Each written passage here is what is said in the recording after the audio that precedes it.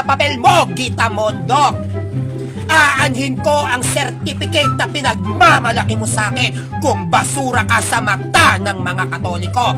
Napakayabang mo, hambog na matanda. Laos ka na! Bakit ganyan ang ipinakikita mo? Ha? Kilala niyo naman siguro si Gita Mondok. Bakit ganun ang post? Okay. Kahapon, mag-share ako sa inyo kahapon, ako ay pumasok sa Philippine Debaters Association and I was invited na maging isa sa mga admin ng debating platform ng PDA o tinatawag nating Philippine Debaters Association. Now, meron sa akin nag-PM na isang kabataan. Sabi sa akin, Ate San, bakit naman ganon? Sabi ko, bakit? Idol ko si Gita Mondok.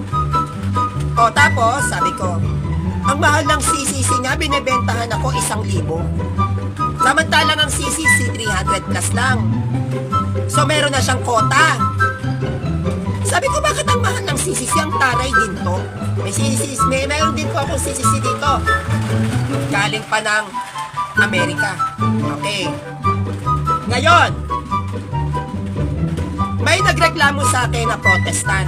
Sinabihan ako ng protestante na nung una, nung ako ay nasa GC ng PDA, ginigiba ako.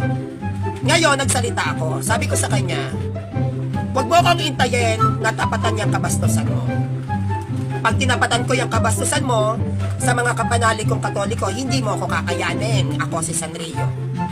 So itong Katoliko na to, nag-open up ngayon sa akin. Kasi Sanrio, ganito kasi yung problema. Which is maraming salamat. Arnel Guicho, if I was not mistaken, siya yung nagsumbong sa akin. Hindi siya INC. Isa siyang born again. Sabi ko, anong problema mo? Pwede mo naman sa akin i-open up. In-open up niya sa akin yung kanyang hinaing sa isang CFP na which is si Boy Letra. Boy Letra yung pangalan. Sabi ko, sige, bilang ikaw ay protestant at bilang isa akong Katoliko, pwede ba tayong mag-usap at ayusin natin kung ano yung galit na nararamdaman mo sa mga CFD? Kasi hindi naman lahat ng CFD masasama eh. Huwag mong lalahatin. Yan ang sabi ko sa protestant. Okay. Nag-open up siya. Sanrio kasi, kahit hindi ako INC, born again yun ang kausap ko kilalang born again na debater. Sanrio kasi, kahit na hindi ako INC, na-offend ako sa ginawa ng CFD nyo. Saan ka na-offend? Sabi ko, tinanong ko, saan ka na-offend? Na-offend ako sa Sanrio kasi nakikipaglaban ng debate. Formal yung tao na INC. Bina-blindfold na lang. So, pinanood ko ngayon yung laban. Pinanood ko. Hindi ko sinasabi na bawal mag-blindfold. Karapatan ng isang debater. Kung gusto mo mag-blindfold, so be it. Kaya lang, pag ikaw ay nasa live debate, INC man ang kalaban mo, MCGI, Born Again, SDA, Jehovah's Witness, respetuhin mo. Galangin mo, tao! Nakikiharap ang protestante sa inyo. Diba? Anong ginawa ng taong ito, itong si Boy Letra? Kala mo, matatalo mo ako. Kala mo, nag-blindfold. Tama ba yon? Hindi man natin kapanalig. Hindi man sila Katoliko, pero tao silang humaharap sa inyo. Dapat ninyong respetuhin at galangin ang hindi ninyo kapananampalataya. Pag alam mong magaling ka at kaya mong talunin ang kalaban mo, lumaban ka ng patas. Huwag mong mamaliitin para lang ipakita sa mga tao na magaling ako, matalino ako, kayang-kaya ko yan. Loser, hindi ganon. We are preaching and we are teaching yung mga turo ng simbahan, tayo ay nagpipreach, tayo ay nagtiteach in order to these people to learn not to offend. Bakit nang iinsulto ka, boy letra? Okay. Nung kami ay nag-uusap, umeksena si Alvin Gitamondo. Ang sabi niya sa akin, national debater ako, bishop delegate, ang dami kong achievements, sikat ako, talaga ba? Wala akong pakialam sa papel mo, Gitamondo. Aanhin ko ang certificate na pinagmamalaki mo sa akin kung basura ka sa mata ng mga Katoliko. Napakayabang mo, hambog na matanda, laos ka na!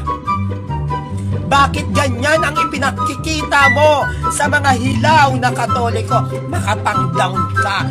Kala mo lahat ng Katoliko galing na galing sa'yo.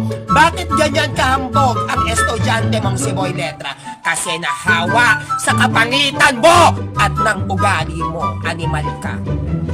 Kung lahat ng mga Katoliko ginaganyan mo, huwag si Sanrio. Hindi kita uurungan. Wala kang karapatang maliitin at manipulahin ang mga kapanalig kong Katolikong mahihina.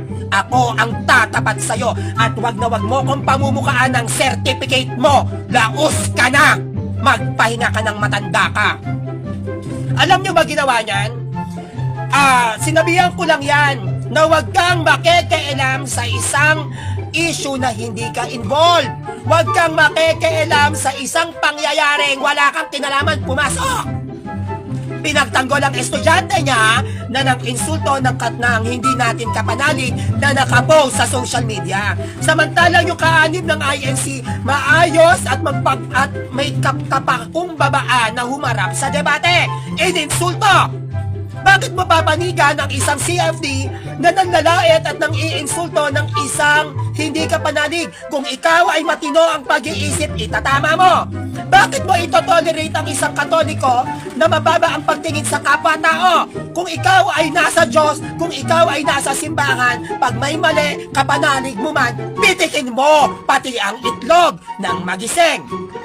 Pinagtanggol ngayon ni Gitamondo, estudyante niya. Hindi ako nagtataka bakit pareho silang pangit.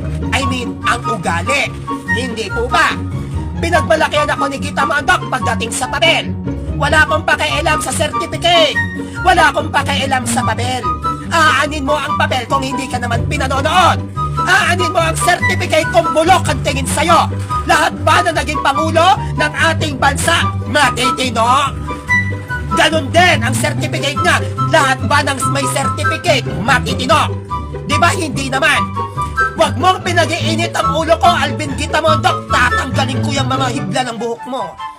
Sinabihan niya akong adik, sasabihan kitang bunot. Alvin Gitamondo, isa kang bunot.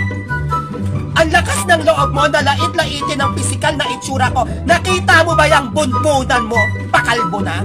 Ang tawag dyan, reforestation ba yon? Reforestation? Pagkakalbo ng kalikasan niyang ulo mo, panot. Wag na wag mo akong lalaitin dahil hindi mo pa ako nakikita sa personal kung gaano ako kaganda. Makapanlait ka, gwapong-gwapo ka sa sarili mo. Hindi ka naman gwapo, wala kang sex appeal, hindi ka kasarapan. Bago ka magsalita at bago mo ko pamukaan ng papel, siguraduhin mo muna na ang mga Katoliko pinapalakpakan ka dahil ang paglaban mo sa pare kay Father Darwin Ditgano, gawain ng diablo, demonyo ka. Yan po ang dahilan sa mga post ko. Hindi ako papayag na mamanipulain, mamaliitin, aabusuhin ang mga Katolikong mahihina. Lalaban ako. Wala akong pakialam sa bashers. Hindi ako papayag na isa kang Katoliko, mamaliitin mo, lalaitin mo ang mga hindi Katoliko. Kahit na protestante yan, tao yan, irespeto natin, igalang natin, aral sa aral lang, pero wag mambuli pagdating sa personalidad. Nangako ako, nakakalma na ako eh.